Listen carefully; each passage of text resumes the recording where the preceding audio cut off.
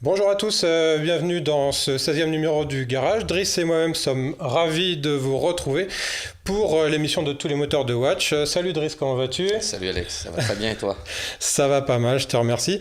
Alors n'oubliez pas que vous pouvez retrouver tous les épisodes du Garage en replay sur le site de Watch TV, watch.tv, que vous pouvez aussi vous abonner au podcast sur iTunes Store, c'est gratuit, et nous suivre sur les réseaux sociaux, le compte Twitter @leGarageWatch et le hashtag #LeGarageTV pour toutes vos questions. Pendant l'émission, on tâchera d'y répondre. En fin d'émission, on ira du côté de Dubaï, n'est-ce pas Driss ? Pour prendre la mer au guidon des nouveaux Sea-Doo. Sea-Doo Spark. Voilà, mais avant ça, c'est de la marque tchèque Škoda que nous parlerons dans le garage. Depuis son rachat au début des années 90 par Volkswagen, la marque connaît une croissance continue de ses productions. Les productions qui sont d'ailleurs aux antipodes de l'image que véhiculait la marque avant, pour parler de l'actualité de Škoda, mais aussi de son passé et de son avenir. Nous avons le plaisir de recevoir Clément Lefebvre, porte-parole de Škoda en France. Bonjour Clément. Bonjour Alexandre. Alors, Škoda, on prononce Škoda ou Škoda ? Alors Škoda, ça se prononce Škoda, puisqu'il y a un caron sur le S. Donc le petit accent à l'envers, c'est un caron. Exactement. Et ben voilà. Donc, on aura déjà appris une chose. On a également l'honneur et l'avantage de retrouver Eric Philippe, que nos téléspectateurs connaissent bien. Salut Eric. Ça va bien. France Bleu 107.1 Île-de-France. Ouais, France Bleu 107.1 tout court, en Île-de-France. Ouais, en Île-de-France, voilà. Qu'on retrouve tous les jours à... Tous les jours, c'est 17h52, 3, ça dépend des jours. Ça dépend de la durée de la chanson juste avant, en fait. Je crois que c'était toi qui chantais. Non, je vous fais pas ça. La météo, c'est juste après, franchement, ça serait pas bon. Voilà, donc pour la chronique auto de France Bleu. Eric, toi, tu as essayé le nouveau Yeti, qui est un petit SUV Škoda. Petit SUV, petit crossover. Alors c'est amusant parce que moi j'ai un petit peu l'impression aussi qu'on est plus dans le ludospace de temps en temps. Il y a des choses qui me font penser à ça. Alors on en parlera tout à l'heure ensemble, tu interviens quand tu veux dans l'émission. Alors d'où vient Škoda et où va-t-elle ? Le temps d'une courte pause, on se retrouve dans une poignée de secondes pour en parler.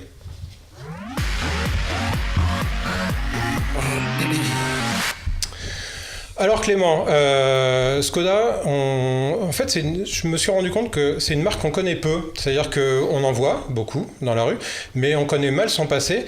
La marque remonte à quand, si on veut remonter vraiment aux origines ? Alors, pour être précis, Škoda, ça a été créé en 1895. En 1895, ça s'appelait Lorin et Klement, qui était le nom des deux fondateurs du constructeur tchèque. Et au départ, on produisait uniquement des vélos.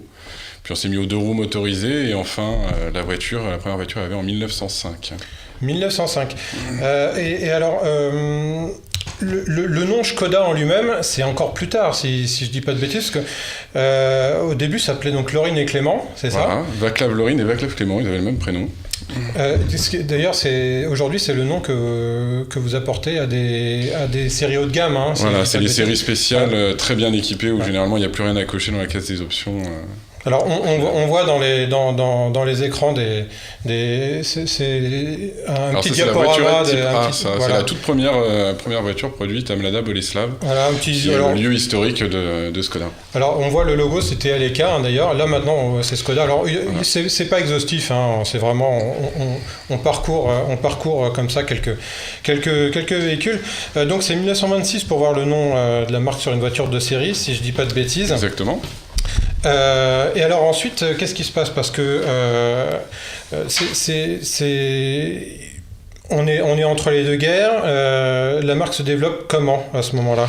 Alors à l'époque, la marque produit des véhicules très haut de gamme. On avait des superbes V8, on avait des voitures avec chauffeur. Enfin, à l'époque, l'automobile restait quelque chose de très privilégié et Škoda avait même été choisi en 1924 pour produire des Hispanos Suiza sous licence en République Suisse. Exact, ouais. C'est licence de la Torpedo H6B. Exactement. Voilà. Je vais vous interrompre, c'est quoi une Hispanos Peda ? Une Hispanos Suiza. Voilà. À l'époque, c'était vraiment le summum du luxe. À la française. À la française, voilà. C'était Le top du top, mieux que Rolls ou Jaguar. Alors, tu as prononcé un nom qui est intéressant, qui est le nom de Superbe, oui. Et également le fait que Skoda était une marque de luxe. C'est ce que je disais au début, au lancement de l'émission, c'est qu'on est là un petit peu aux antipodes de l'image qu'a eu la marque quand elle était rachetée par Volkswagen, on y reviendra, mais qui donnait vraiment l'image d'une marque vieillotte, des marques du bloc de l'Est, typique. Mais Skoda est une entreprise qui est très marquée par l'histoire. Elle a suivi la politique en fait de la République tchèque tout au long de son histoire. C'est-à-dire qu'au début, on a développé des véhicules haut de gamme puisque le marché automobile était réservé à une élite. Et ensuite, après la Deuxième Guerre mondiale, il a été décidé par le gouvernement tchécoslovaque à l'époque de produire uniquement des véhicules populaires et de limiter le développement technique des voitures pour que tout le monde puisse se permettre et tout le monde ait la même voiture.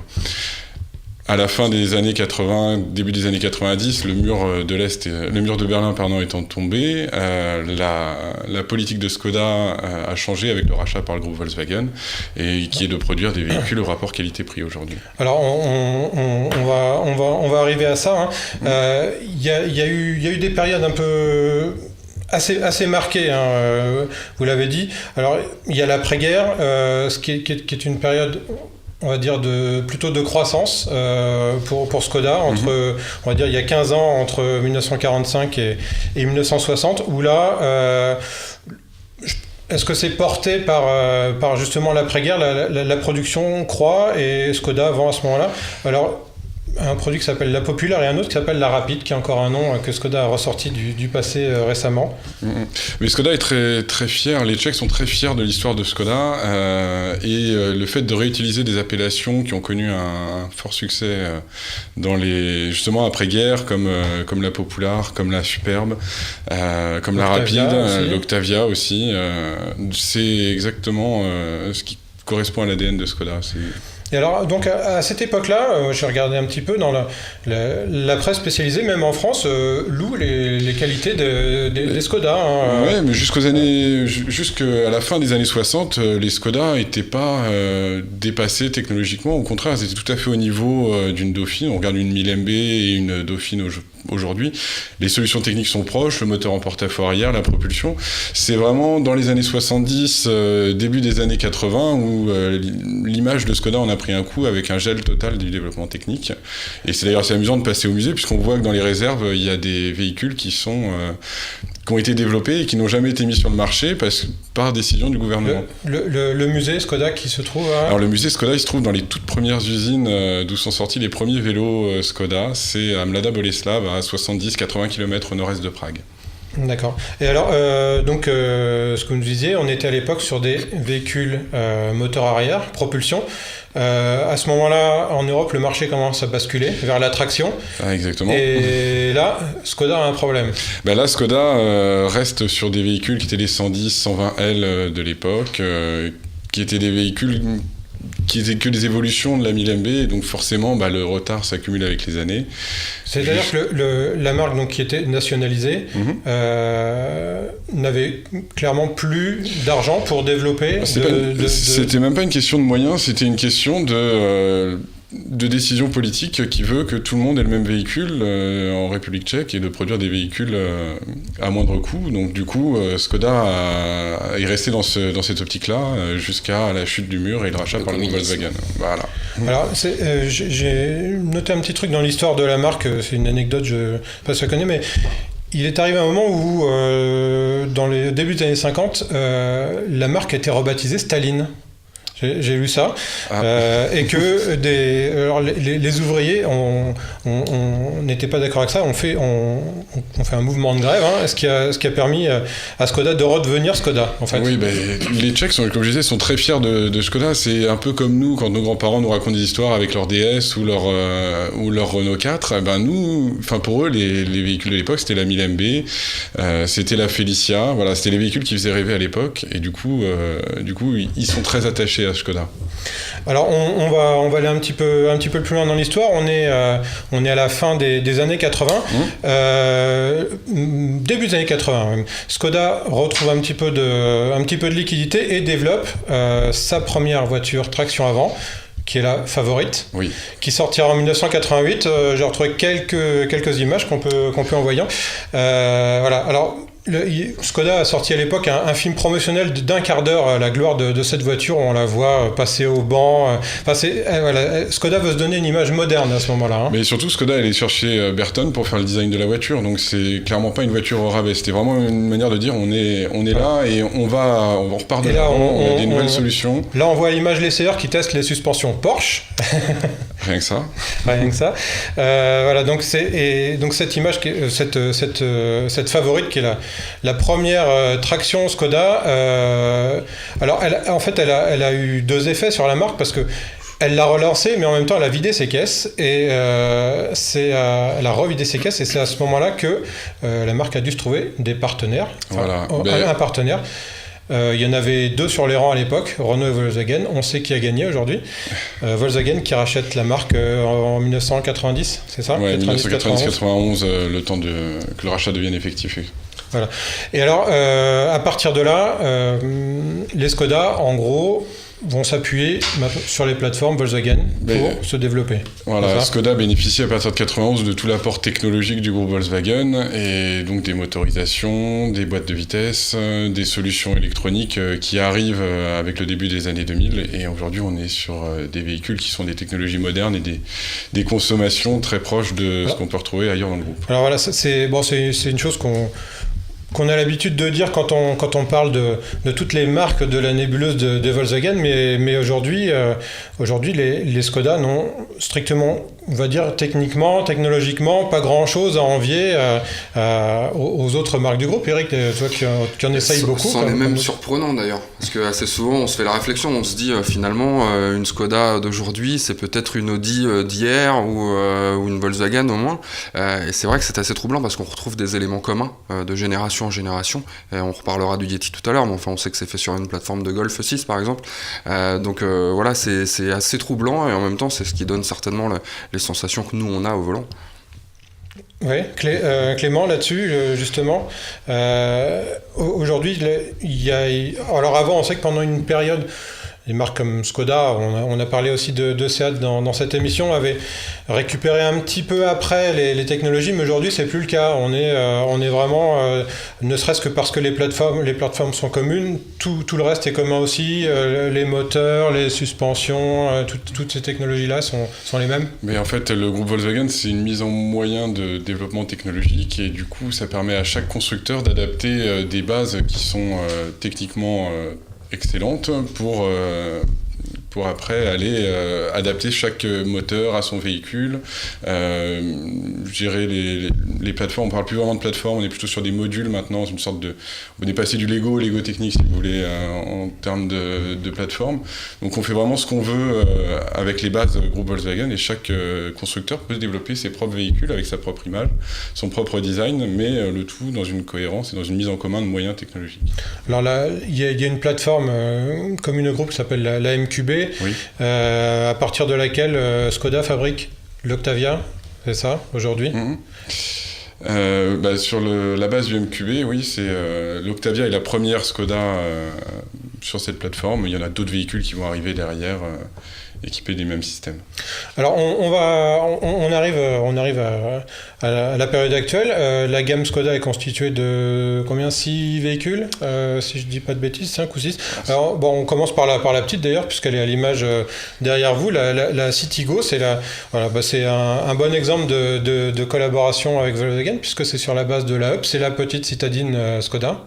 Oui, c'est un véhicule qui est sorti en 2012 et qui nous permet de tenir de nouveaux marchés en France sur un segment qui est très important, le segment des micro-citadines, où on retrouve entre autres la Twingo, la 108 et toutes les concurrentes. Ça représente combien en pourcentage dans le chiffre d'affaires de la marque aujourd'hui, la Citigo? On a une idée de...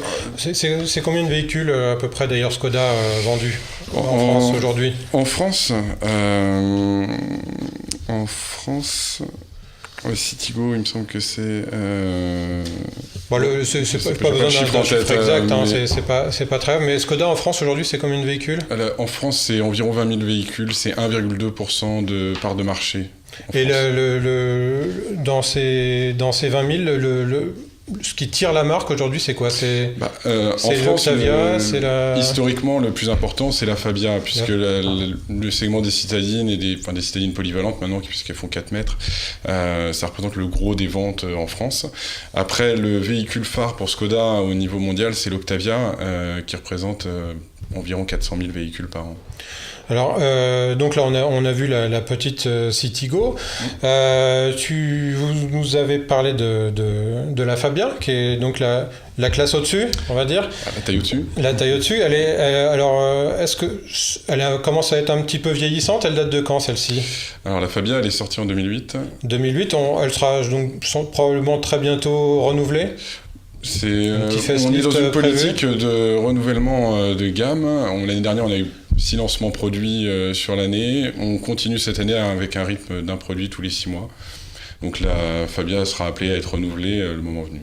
Le moment venu, donc peut-être qu'on la verra dans quelques mois au Salon de Paris ou quelque chose. C'est une possibilité ou c'est trop tôt pour le dire? C'est un peu tôt pour le dire. On la voit là à l'image dans sa livrée Monte Carlo. C'est un véhicule qui marche très bien. Justement, la série spéciale Monte Carlo, au début on avait prévu d'en faire 500. C'est une série spéciale de Fabia avec un toit de couleur, des arches, des jantes, etc. un peu personnalisé par le design Skoda. Et au début on avait prévu d'en faire 500. Aujourd'hui ça représente 40% de nos ventes de Fabia en France. Et ceci étant, je la trouve pas si datée que ça, moi, en termes de design. Je trouve qu'elle est encore assez actuelle. Bon, ça va changer. Non, mais bon, par rapport à ce qui se fait, effectivement, sur les nouveaux modèles avec les facelifts et tout, d'accord, mais n'empêche qu'elle reste encore plutôt une jolie voiture. Alors, la classe au-dessus, toujours dans les berlines, on a l'Octavia, cette fameuse...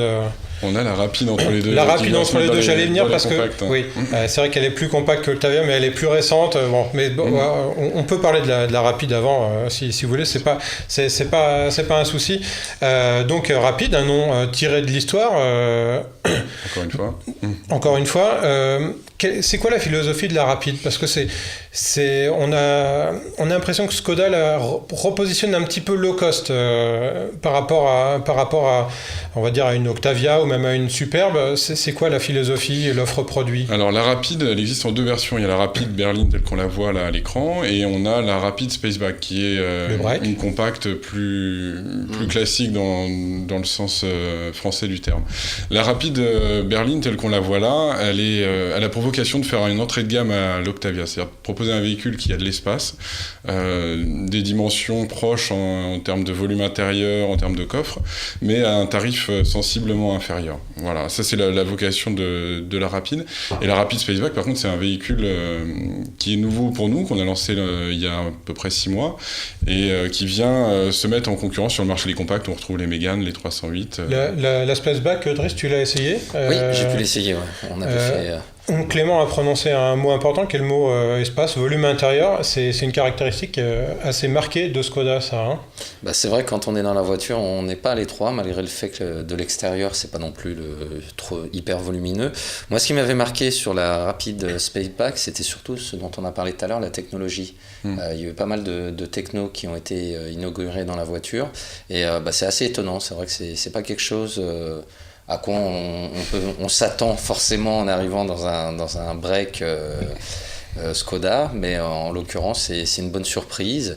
Et oui, effectivement, en termes de volume, ça te plairait, toi, pour une famille, c'est l'idéal. Ouais, moi aussi je l'ai essayé, et effectivement. Moi, ce qui m'a le plus frappé avec la rapide, c'est plus justement ce côté très design. Qui pour le coup, pour une voiture qui est censée se positionner voiture abordable, etc., je trouvais que justement, et dans sa version Spaceback notamment, qui est pas vraiment un break, en fait c'est plus une 5 portes, c'est pas vraiment un break, mais c'est vrai que ça en a un peu l'allure. C'est un petit peu troublant. En attendant, moi ce qui vraiment m'a marqué, c'est son allure sur la route. Quand on la voit arriver, elle a quelque chose d'assez fort. Et après, à l'intérieur, il y a des choses qu'on peut vite essayer d'oublier, mais on a une sensation qui est très agréable en fait à bord, parce qu'effectivement, on se dit, c'est pas forcément très cher, mais on nous en donne quand même pas mal, quoi. Quand tu dis c'est pas forcément très cher, on est à quel prix en entrée de gamme sur une rapide aujourd'hui ? On est aux alentours de 17 000 € en prix catalogue. 17 000 €, donc effectivement, ça reste un positionnement agressif par rapport à... La politique de Skoda par rapport à ses tarifs, c'est pas forcément d'aller taper un prix moins cher que la concurrence, puisque aujourd'hui les prix ne veulent plus dire grand-chose avec les promotions, ce qu'on retrouve dans les annonces partout dans les médias. Ce qui est intéressant, nous, c'est d'offrir plus d'équipements et plus d'espace à l'intérieur de nos véhicules que la concurrence pour le même prix. Alors, plus d'espace, plus d'équipement, on arrive à l'Octavia. Là, c'est pareil, on est dans... Alors, les gens de chez Peugeot diraient un véhicule volumique. C'est un mot que j'aime pas tellement, mais finalement, ça colle pas mal à... Surtout dans les versions combi, quoi. Quand on commence à... Non, mais c'est fou, on a une soute, quoi. Ce qui est très amusant, c'est qu'effectivement, et je rejoins en cela ce que disait Driss tout à l'heure, et c'est un petit peu le cas à chaque fois avec les Skoda, c'est qu'en fait, on a une voiture qui, d'apparence, c'est pas très volumineuse, mais qui, à l'intérieur, effectivement, est toujours assez surprenante d'espace.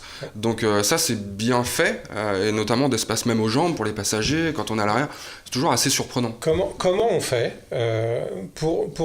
quand on s'appelle Skoda, pour proposer ce que les autres n'arrivent pas à faire, c'est-à-dire autant d'espace dans un volume identique?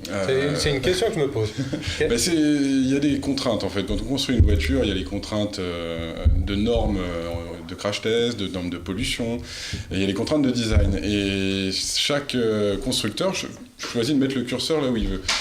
Si on essaie de faire des véhicules assez carrés avec des lignes assez droites, on va facilement en fait arriver à avoir plus d'espace dans le coffre, plus d'espace aux jambes à l'arrière, que quand on essaie de trouver des formes un peu tarabiscotées. Donc c'est pour ça que le design des Skoda reste simple et se base sur des lignes horizontales. Ouais. Voilà. D'accord. Donc effectivement, les proportions extérieures, les porte-à-faux sont pas forcément différents, mais en jouant sur les formes, on arrive à libérer du volume. On prend la base MQB, justement, qui est celle qui équipe l'Octavia. Par rapport à d'autres véhicules du groupe Volkswagen, on allonge l'empattement, on peut élargir la voiture, et ce qui nous permet de retrouver plus d'espace à l'intérieur sans pour autant augmenter les porte-à-faux de manière déraisonnée. Pour l'avoir essayé, l'Octavia, moi j'ai été surpris par j'ai eu forcément un modèle haut de gamme. C'est très surprenant. Tu te retrouves dans une berline limite luxueuse. Il y avait une finition impressionnante, les équipements, etc. C'est vraiment, tu es dans une berline haut de gamme. Alors, je vais rebondir sur ce que Driss, parce que moi j'ai eu également l'occasion de l'essayer, mais sur une version d'entrée de gamme avec le petit TSI 105 chevaux. Et c'est un véhicule très étonnant parce que coupleux, parce que dynamique, parce que confortable. Et on est aussi à l'aise en ville que sur la route. Franchement, c'est plutôt agréable. La voiture d'ailleurs qu'on courait pour le titre de voiture de l'année, c'était cette année. Alors, elle l'a pas eu. On sait que c'est donc la 308 qui a été élue. Mais bon, s'il n'y avait pas eu la Golf l'année précédente, elle avait peut-être des arguments. Certainement, mais c'est déjà la première fois que Skoda est présent dans la liste finale des voitures de l'année, et c'est déjà une petite victoire pour nous. Donc dans les 7 qui concouraient en finale pour être élus. Tu voulais ajouter quelque chose, Eric ? Pas particulièrement, si ce n'est que là aussi, pour cette voiture-là, c'est effectivement assez surprenant de voir tout ce que Skoda est capable d'offrir dans la voiture, et encore une fois, avec un prix qui est quand même assez positionné. Et c'est là où ils sont très forts. Alors après, peut-être que c'est ce qu'on voit pas, qui coûte un petit peu moins cher, et qui permet de baisser les prix. Quand on n'a pas la toute dernière plateforme du groupe, fatalement, ça baisse un petit peu le prix de la voiture. C'est peut-être comme ça. Je m'avance un peu, mais je me doute qu'il y a des choses de cet ordre-là. À l'occurrence, l'Octavia bénéficie de la plateforme MQB.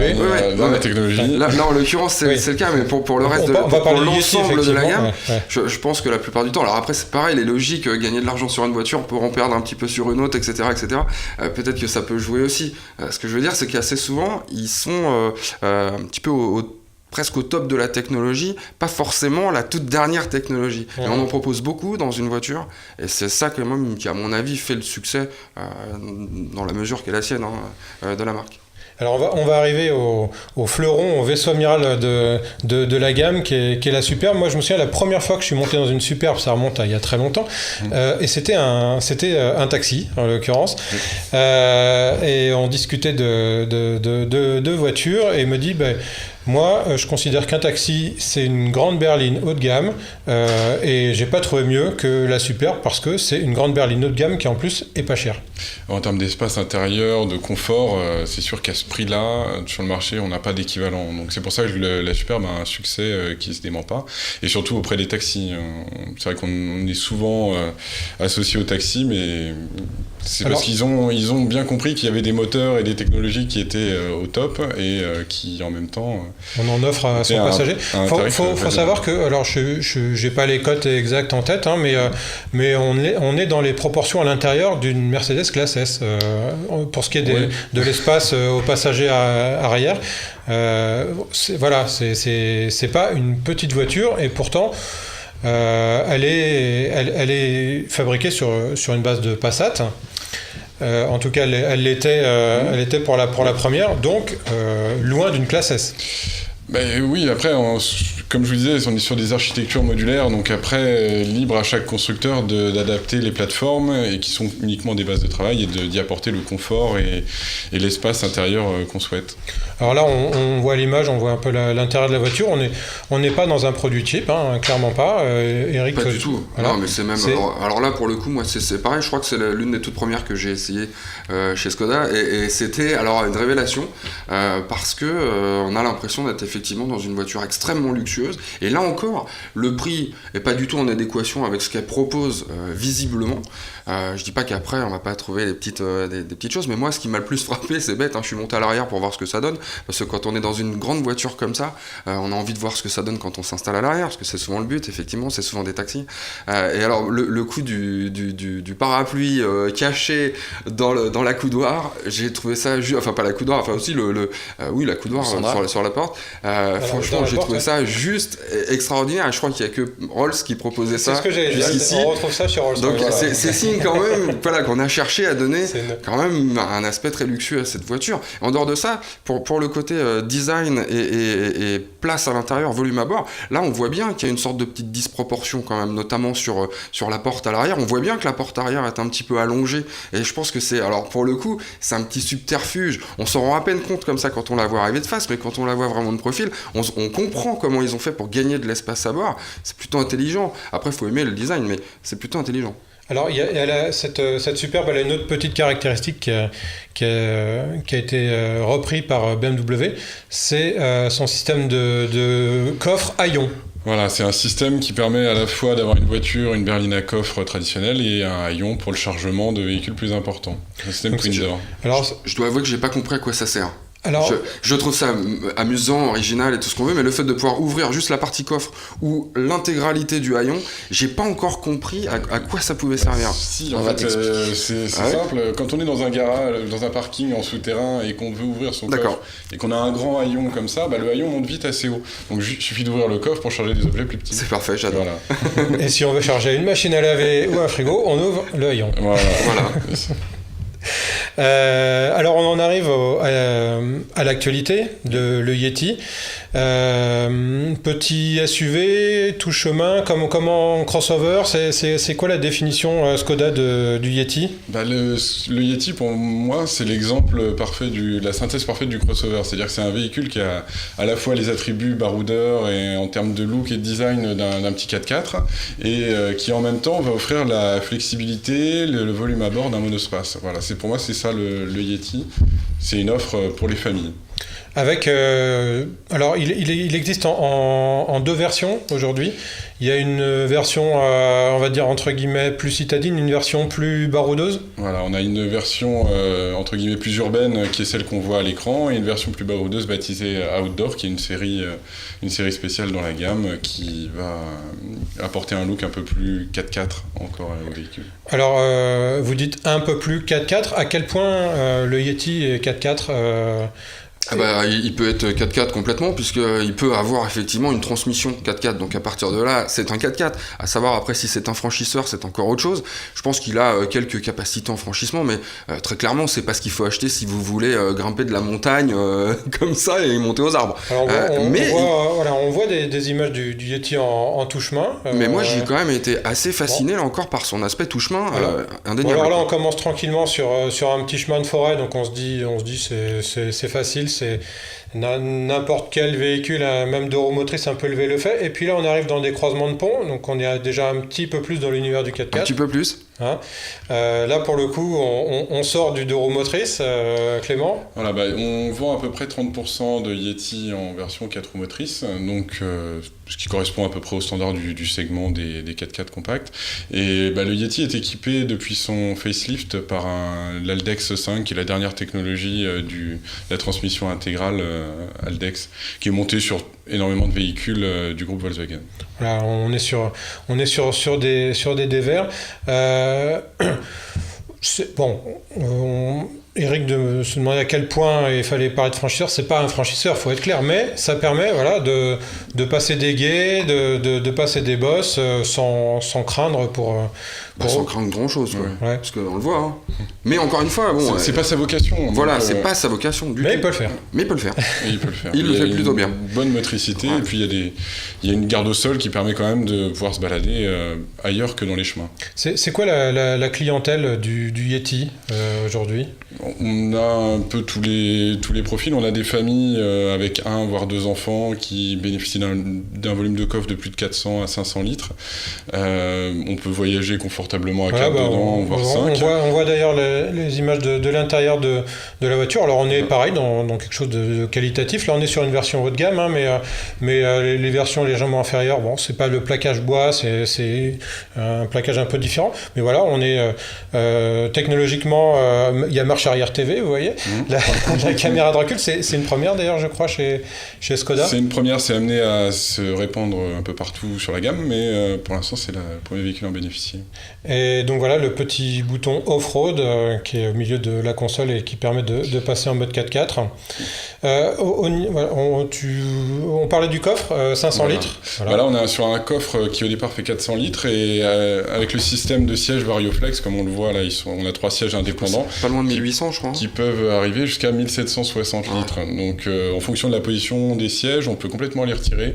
Ils sont complètement indépendants chacun. Donc, Et ça c'est complètement dans la philosophie encore une fois de Skoda. C'est-à-dire que ça se voit pas forcément de l'extérieur, mais à l'intérieur c'est très très impressionnant. Quand on a rabattu les fauteuils, on emmène presque l'armoire de mamie, quoi. Voilà, c'est ça. On a un véhicule qui fait 4,22 m, donc qui est relativement compact, qui est à peine plus grand en fait que le segment des SUV citadins type Capture ou Juke, mais qui offre des volumes intérieurs plus proches des standards des SUV compacts type 3008 Qashqai. C'est en ça que Eric peut-être évoquait l'idée du ludospace. Alors on est dans. Ouais, alors c'est à mi-chemin. C'est amusant parce que ça ferait partie des critiques moi que j'ai sur cette voiture, c'est que je trouvais qu'avec le design précédent, avec ces petits farons, etc., ça faisait très ludospace, c'était très amusant, ça devait faire sourire les gamins quand elle passait dans la rue. Autant là, c'est quand même méchamment assagi, elle est beaucoup plus classique, sérieuse, c'est vrai, un design nettement plus sérieux. Je pense que ça va toucher une clientèle un petit peu différente maintenant, ça lui donne un petit côté plus statutaire aussi, mais moins ludospace, entre guillemets, moins amusante. Alors je sais pas si c'était l'objectif de départ, je suis pas persuadé. Ça c'est pour la première critique, et la deuxième critique, ça serait peut-être sur le côté curseur qu'on place entre le confort et la rigueur. C'est une voiture qui est extrêmement rigoureuse en fait. On sent bien l'influence de la Golf derrière. Quand on est sur la route avec cette voiture, on peut quand même commencer à se faire plaisir dans les virages, ça y a pas de souci. Du coup, faut bien qu'elle soit un petit peu raide. Et c'est vrai que dès qu'on commence à aller sur les chemins, elle est un petit peu plus raide. Voilà, c'est tout ce que c'est aussi pour ça que le côté franchisseur est un petit peu plus difficile et qu'on peut pas aller vraiment très très loin avec, parce qu'elle est peut-être un petit peu plus raide. Mais finalement, on s'en servira certainement plus en urbain que dans des chemins comme ça, donc c'est tout gagné, quoi. On est sur un segment petit SUV, c'est un segment qui progresse un peu partout, c'est le cas aussi chez Skoda. C'est un segment qui est en progression en fait depuis qu'on a introduit le Yeti. On avait des chiffres de croissance, des chiffres de croissance à 2 chiffres, donc on était sur des très bonnes bases. L'année dernière a été un peu plus calme pour le Yeti, en attendant justement le facelift et les mises à jour technologiques. Et là, on est reparti sur de bonnes bases, effectivement, dans le segment des petits SUV. Il y avait une chose qui est intéressante aussi, c'est la tagline de la marque Simply Clever. Oui. Et donc justement dans le Yeti, il y a pas mal de petites options. Voilà, c'est ça le truc de Skoda, c'est d'en offrir plus, comme on le dit. Il y a des petites idées, des petites astuces qui coûtent pas cher, mais qui au final sont très pratiques, du type le tapis de coffre réversible. On a un côté un tapis de coffre en moquette classique, et il suffit de le retourner pour pouvoir charger des bottes sales ou une poussette qui a roulé dans l'eau, avec un tapis qui est en néoprène et qu'on a juste à laver avec un coup d'éponge. Il y a toujours des petites astuces dans les Skoda. Si on prend la Citigo, il y a des petits trucs, petits porte-cartes, des choses comme ça. Même dans la Super, même à l'arrière, il y a des petites lampes de poche magnétiques amovibles logées dans. Qu'on retrouve dans le Yeti aussi d'ailleurs. Voilà, c'est des petites choses comme ça. Ça a l'air de rien, mais c'est ce qui fait un peu on va dire la différence et quelque part le bonheur de l'utilisateur. J'imagine que. Les clients Skoda sont fidèles. Ça, il n'y a pas de doute là-dessus. On a une base de clientèle qu'on connaît bien. Et c'est assez marrant parce que le client Skoda est très rationnel. Ça correspond bien en fait à l'image du constructeur. C'est-à-dire que Skoda, les gens arrivent en concession avec leur liste d'équipements. Ils savent exactement déjà ce qu'il y a dans la voiture, qu'est-ce qu'ils ont en plus par rapport à la concurrence. Enfin, c'est les clients à la limite les mieux renseignés qu'on connaisse sur le marché. Donc là, en gros, ce que vous dites, c'est que le client qui rentre en concession n'est même pas à convaincre. Enfin, il sait déjà ce qu'il veut. J'imagine que, puisque la marque est en croissance, elle doit quand même prendre des clients à d'autres marques. Vos clients principaux, enfin ceux que vous convertissez, viennent de où en général ? Alors on a pas mal de clients qui viennent des constructeurs français. Question de choix.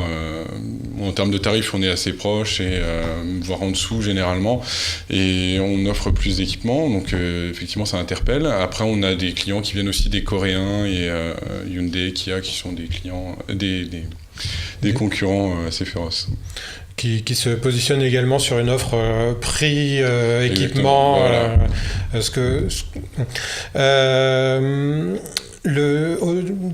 D'autres petites choses à dire sur le Yeti, Eric ? Ouais, alors, on a eu l'occasion lors de l'essai dans le désert des Bardenas d'essayer pas mal de motorisations, y compris en 4x4. C'est amusant de voir les différences en fait de comportement et d'agrément de conduite. Là pour le coup on a l'occasion de le faire, donc c'est un vrai régal.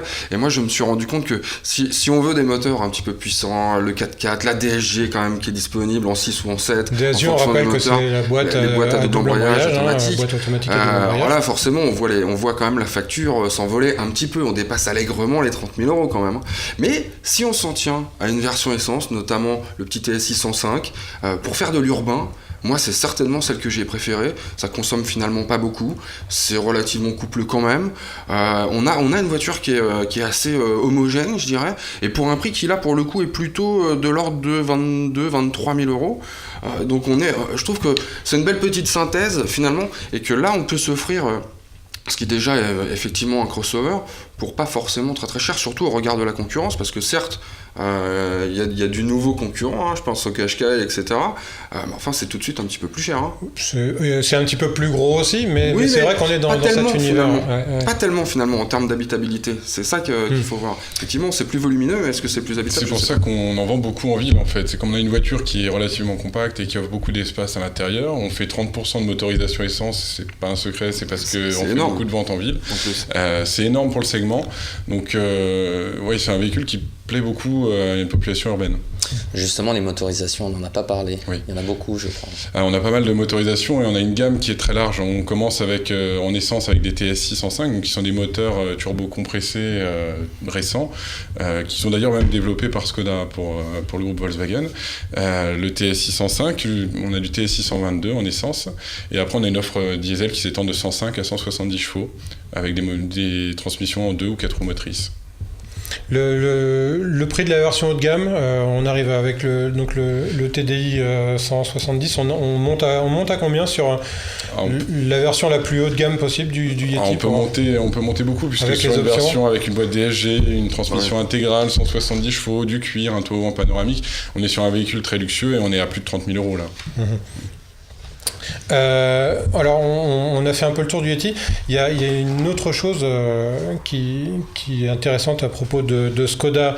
Alors, en France et qui profite à l'image de Skoda d'ailleurs dans le monde, c'est son engagement dans le sport. Oui. Et alors, notamment ces dernières années, enfin, je dis ces dernières années, ça fait déjà un petit bout de temps, dans le Tour de France. Oui, ça fait une dizaine d'années maintenant qu'on est partenaire de la Grande Boucle. Et pour 10 ans encore, si j'ai bien compris.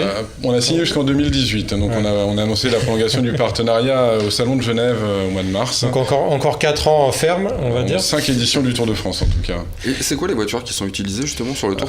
Principalement des Octavia et pour la direction de course plutôt des Superbes. Ouais. Alors alors bon, on va pas refaire toute l'histoire de la Superbe du Tour de France, mais c'est une version qui est modifiée, elle a un ouvrant supplémentaire, enfin elle passe entre les mains des mécanos maison avant de faire la tête de peloton. On va peut-être la voir à l'image.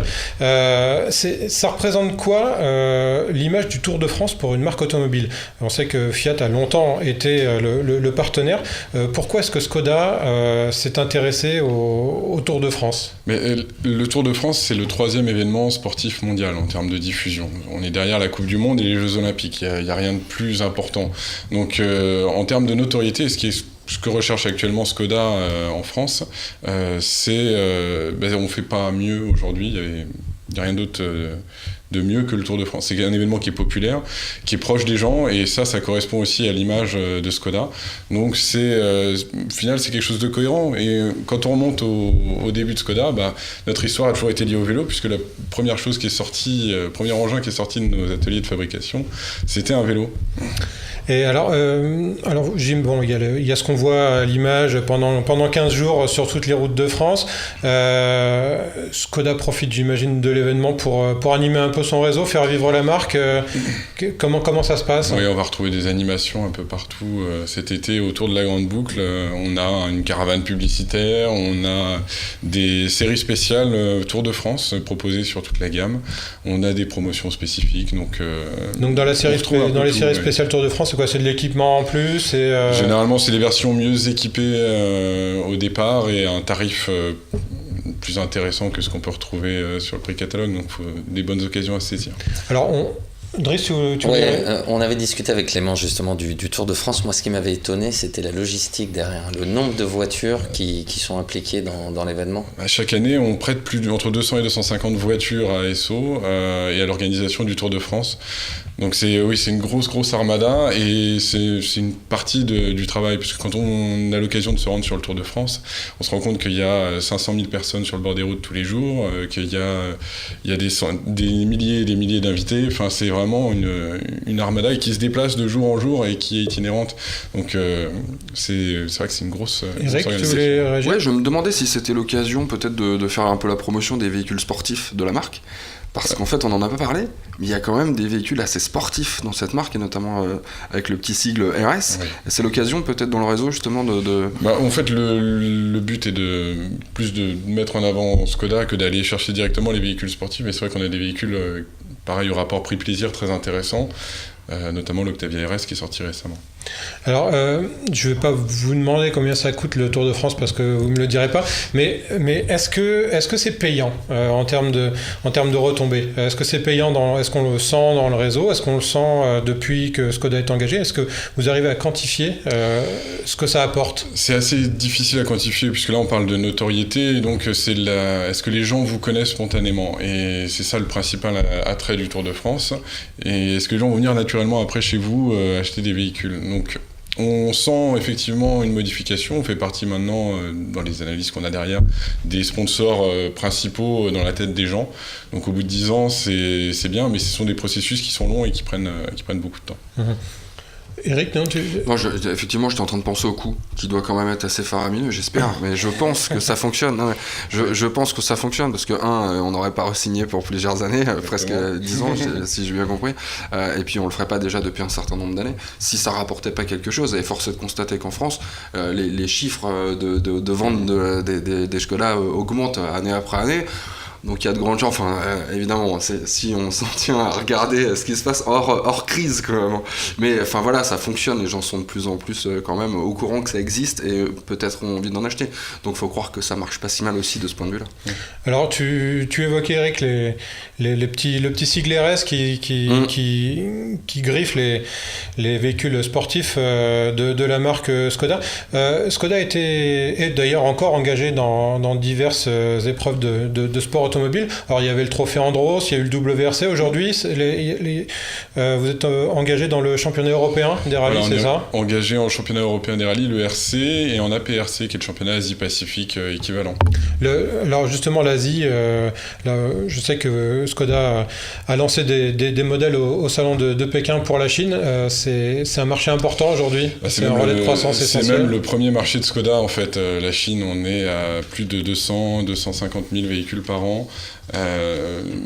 Sur un total de... Sur un total de 900... Alors l'année dernière, 940 000 voitures. D'accord. Donc c'est une part importante de nos ventes. C'est quasiment la moitié. Absolument. Et là, donc, au salon de Pékin, on introduit la nouvelle Octavia qu'on connaît en Europe, mais qui n'était pas encore arrivée en Chine. La Rapid Spaceback aussi, qui arrive sur le marché chinois. Donc, et la dernière version du Yeti. Donc, il y a beaucoup d'actualités aujourd'hui en Chine, et on espère de belles croissances sur ce marché-là.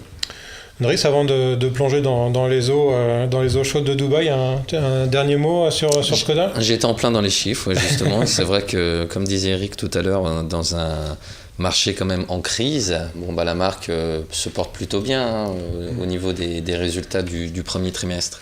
Ah bah oui, là au premier trimestre on est sur une croissance de 12% par rapport à l'an passé, mais c'est assez logique en fait, puisque l'année dernière on a eu énormément de lancements produits, on a dû adapter nos outils de production à l'arrivée de la fameuse plateforme MQB dont on a parlé tout à l'heure, et ça a pris 2 mois et demi pour pouvoir vraiment bien remettre la machine en route, et puis maintenant on introduit la nouvelle Octavia et la Rapid Spaceback un peu partout, donc on devrait avoir de beaux chiffres de croissance cette année.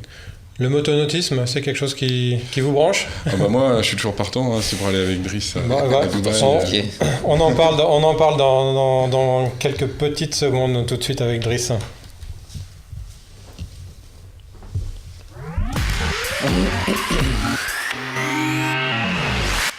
Alors Driss, Sidou fait des étincelles, Spark, c'est ça ? Ouais, c'est très bon jeu de mots, ouais.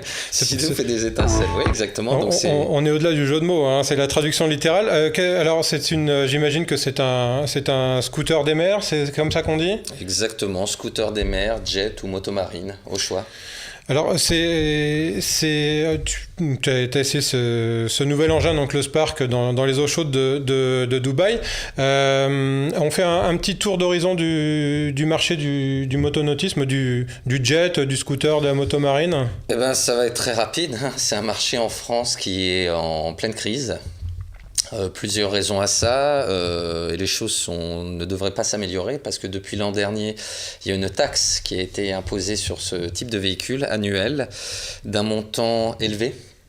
Malheureusement, donc ça risque d'être compliqué d'acheter ce genre de machine. C'est vrai qu'en plus de ça, il faut passer le permis. Chez nous, il y a tout un tas de contraintes qui sont liées à des problématiques de sécurité.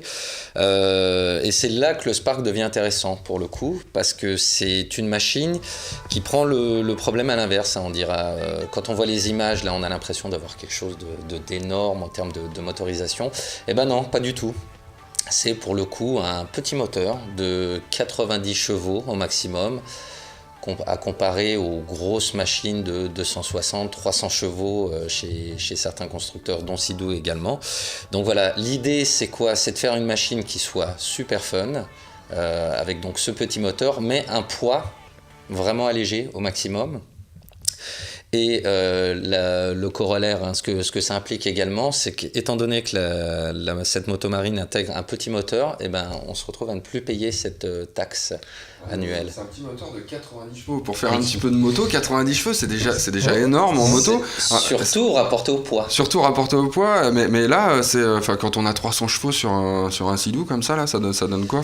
Alors, ça doit être, on se satellise ou... Pour avoir essayé, c'est le RXPX 260, donc 260 chevaux, c'est assez amusant parce que quand tu mets le contact et que tu passes en mode sport, tu as un petit message qui s'affiche à l'écran qui te dit accrochez-vous et surtout dites aux passagers de bien s'accrocher. C'est vrai que les accélérations, tu as les bras qui s'allongent de 2 mètres, hein, donc faut bien t'accrocher au guidon, et t'es à plus de 110-120 km/h sur l'eau. Voilà, mais il faut quand même 300 chevaux pour atteindre plus de 100 km/h sur l'eau. C'est pas non plus en rapport avec ce qu'on peut connaître sur la route, quoi.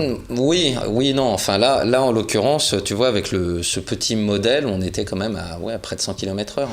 Ah oui. Ouais, tu es à près de 100 km/h. Donc c'est ça, voilà, on se dit, donc, petit jet alors il y a 2 motorisations, 60 ou 90 chevaux. Donc j'insiste sur une chose, c'est sur son poids. D'habitude on est à 300-400 kg. Et donc là, c'est quoi, 180 on est kg, à 184 ou 191 kg. Oui, effectivement, c'est un rapport poids-puissance assez intéressant. Alors tu disais fun. Fun. Alors voilà, tu regardes les images, là ce sont des images un peu, je dirais, promotionnelles. On va voir un peu plus tard les images qu'on a pu tourner nous-mêmes. Étant donné que la machine est très légère, vous pouvez en faire absolument ce que vous voulez. Donc c'est extrêmement facile. Là on voit la mise à l'eau. Ça c'est aussi un des intérêts d'avoir une machine légère, c'est que vous n'avez plus besoin d'être à 4 pour et on n'a plus besoin d'une grosse voiture non plus, parce qu'on a vu accroché derrière une Toyota Yaris, si j'ai bien vu l'image. Donc c'est voilà. Donc il suffit d'être 2, simplement à 2 personnes pour mettre la machine à l'eau, et puis pour la sortir aussi. On n'a plus besoin d'un gros treuil. Enfin on n'a plus besoin d'un gros équipement, ce qui est quand même très pratique. Elle est belle en plus. Alors voilà, le design a été aussi très travaillé. Il y a une marche arrière. Alors on va y venir, ça. Il y a aussi une marche arrière. Je commente les images en direct. Donc voilà, vous avez tout un tas de couleurs assez fun. Il y a 5 coloris. Vous pouvez aussi y rajouter, comme on voit là, les kits graphiques pour personnaliser la machine à souhait. Plusieurs options également, comme un coffre. Là, comme on peut le voir, c'est suffisamment puissant également pour tracter une bouée. Donc c'est vraiment très ludique. Et puis après, si comme toi Alexandre, t'as pas envie d'emmener les enfants derrière, il y a 2 versions, 2 places ou 3 places. Si tu as envie de te faire une balade en solo, là, étant donné que le moteur est très réactif, c'est très léger, on peut faire des bonds vraiment hallucinants. Limite on peut se faire peur, exagérons pas, ça reste de l'eau, mais on peut faire des bonds assez impressionnants. Donc il faut un permis, c'est ça? Alors en France, il faut un permis, oui, il faut le permis côtier. Le permis côtier, donc qui permet de s'éloigner à 5000 des côtes, ou 6000, je sais plus. Ça fait un peu longtemps que je l'ai passé, donc... de 1000 ou 2000, ouais. À vérifier. Y compris sur des plans d'eau?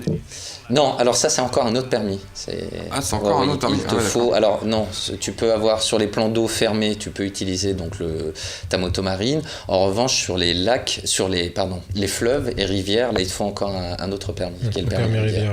Ouais. On est dans quelle gamme de prix sur cet engin?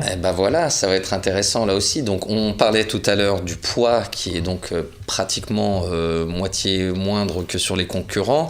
La puissance qui est somme toute amplement suffisante. J'ai testé le modèle de base parce que je me suis dit essayons le modèle de 60 chevaux pour voir si quand même on a de quoi faire. C'est amplement suffisant et le prix débute à 5 999 €, moins de 6 000 €. C'est assez intéressant parce que c'est quand même 40% de moins que la concurrence. En général, pour une moto marine, on attaque à 12 000 €. C'est le prix d'une moto finalement. C'est le prix d'une petite 600, ouais, exactement. Donc ça reste également abordable. Et alors la taxe à laquelle échappe le Spark, elle est de combien habituellement cette taxe? Je ne veux pas te dire de bêtises, mais c'est quelque chose comme entre 600 et 700 € annuels. Voilà. Donc là, on ne paye pas cette taxe et puis voilà, vous avez pour 6 000 € une machine donc hors option. Après, si vous voulez rajouter une marge pour vous aider à monter un bord, un coffre, etc. Forcément là, la facture va un peu gonfler. Mais à 6 000 €, vous avez une machine extrêmement amusante.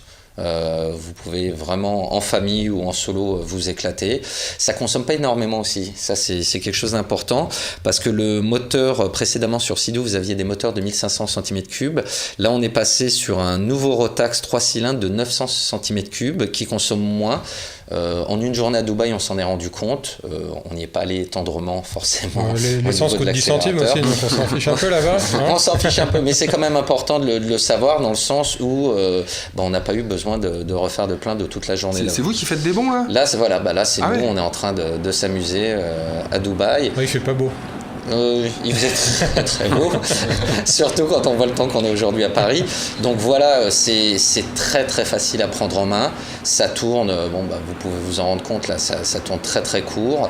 On peut faire pratiquement un peu tout et n'importe quoi. Donc là, ce que vous voyez à l'image, c'est Driz, je suppose.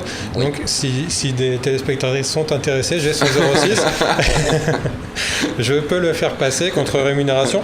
Je vais pas en démordre. Il a une marche arrière, cet engin. Oui, c'est super important. Alors c'est optionnel. Bon là, forcément, on va pas s'en servir lors de ces phases-là.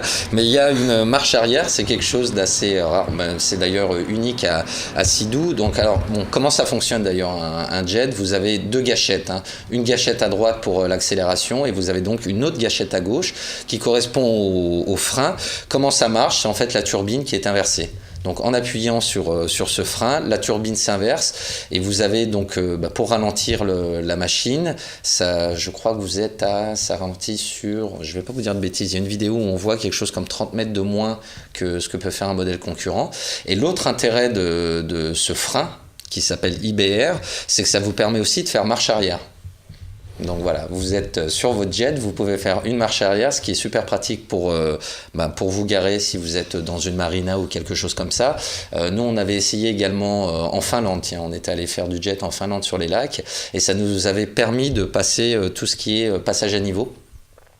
Et quand vous êtes comme ça au niveau du passage à niveau, vous avez une dizaine de jets qui sont sur l'eau, donc ça bouge forcément, ça vous permet de rester exactement à l'endroit où vous désirez, et c'est on ne peut plus simple. Alors l'autre intérêt, c'est cette gâchette, la marche arrière, vous l'avez sur d'autres modèles également, mais c'est généralement une manette, donc il faut lâcher le guidon pour actionner la manette. Là, pour le coup, vous êtes en train de jouer avec les deux gâchettes et c'est extrêmement simple. Le permis, c'est dur, c'est cher ? Le permis dur, non. En fait, le permis, c'est très court. Il suffit de le potasser. Donc, il y a un code. Une fois que vous avez passé le code, il y a 2 heures de pratique en mer. Donc, c'est valable pour les jets et pour les bateaux. Faut le préciser également. Donc, dur, non. Une fois que c'est comme le permis de voiture. Si tu le travailles, il n'y a pas de raison de le rater. Cher, oui et non. Moi, ce que je recommande, c'est de le passer en été. J'ai eu de la chance de le passer à Marseille et vous avez souvent des promotions. Et là, vous pouvez faire quand même ce sera quoi ? Entre 300 et 500 euros, je dirais, en moyenne. Ça va, c'est pas un permis voiture. Ça reste abordable. Il nous reste une petite minute. Alors, je voulais sortir de l'univers de la mer juste pour montrer un petit coup de cœur que j'ai eu la semaine dernière. Voilà, c'est un siège auto qui est proposé par Volvo. Alors là, on est encore au stade du concept, mais Volvo, qui est pionnier dans le siège auto, fête les 50 ans du siège auto cette année et vient avec ce concept de siège auto gonflable. Donc l'intérêt, c'est que il tient une fois dégonflé dans un petit sac. J'ai trouvé ça plutôt malin et astucieux. Et alors pour l'instant, donc c'est un concept, c'est pas encore commercialisé, mais je pense que ça peut faire un tabac, ça. C'est pour ceux qui ont des enfants. Je sais pas si c'est votre cas, Clément, mais voilà, on voit l'image du premier il y a 50 ans dans une Volvo. Ça tient sur une motomarine ? Alors ça, je sais pas. Il faudrait essayer. Et alors, juste, il me reste une petite minute. Je vais vous montrer une BD. Voilà, c'est juste les 10 secondes qui nous restent. Ayrton Senna, histoire d'un mythe, ça vient de sortir chez Glénat. Si vous voulez tout savoir du triple champion du monde, de ses 41 victoires en Grand Prix, de ses 65 pôles, on a donc ce bouquin cette BD qui vient de sortir et qui retrace l'épopée de Senna. Voilà, il me reste juste 2 secondes pour vous remercier d'avoir suivi cette émission. Merci Eric. Merci, Merci Clément. Driss. À dans 15 jours. À dans 15 jours, même heure, même endroit. endroit. On referme le garage. À très bientôt. Merci. Au revoir.